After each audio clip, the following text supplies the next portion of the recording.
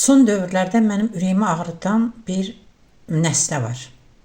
Yəni mənim xalqım, deyək Azərbaycan xalqı heç kəsdən nə eybəcərdir, nə bacarıqsız deyil.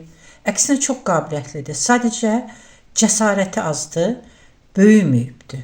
Yəni uşaq kimi qalıbdır. Bunun da günahı qadınlardadır. Qadınlar öz ərlərinə, övladlarına, uşaqlarına, yəni kişi cinsindən olan hər kəsə güvən aşılama, cəsarət aşılamağı, dəstək verməyi bacarmalıdır. Hansı ana ki, uşağına stimul verir, onu biraz itələyir, o uşaq qabağa gedir və arxasındayam desə. Mən hətta qızlarımı Almaniyada deyərdim ki, Alman hökumətinin yerində olsam, mən Azərbaycandan ümumiyyətlə mühacir qəbul edərdim. Çünki bizim millət zorakılıq eləsin, başqa yerdə terror eləsin. O da Suriyadan, İraqdan, İrandan, həm Ərəb ölkələrinə, Əfqanistandan, digərlərindən gedənlər Avropada, Amerikada terror aktları törədirlər. Bizdə hələ də Azərbaycan küçələrində gecəni nə vaxt istəsən rahatça gəzə bilərsən.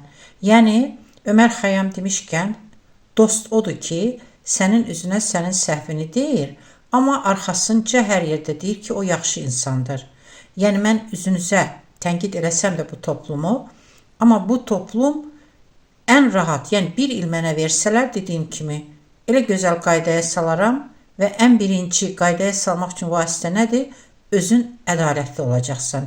Hətta o Singapurun başında duran hakimiyyət başçısı kimi ən yaxın adamın belə qanunu pozsa, ona ən ağır cəzanı verməkdə əlim titrəməz.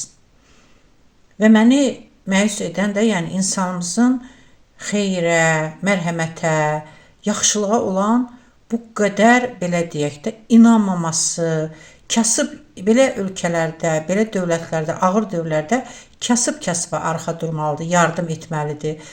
Siz Ukraynada onu görürsünüz. Məsələn, Ukraynada Buça kimi bir yaşayış məskənində Ruslar böyük qırğın elədilər. Amma Buçanı da göstərirlər, Rus kəndlərini, yaşayış məskənlərini. Buça tərtəmizdir. O gün bir Ukraynalı qadın çəkib göstərirdi. Rus şəhərləri zibilin içində itib batır.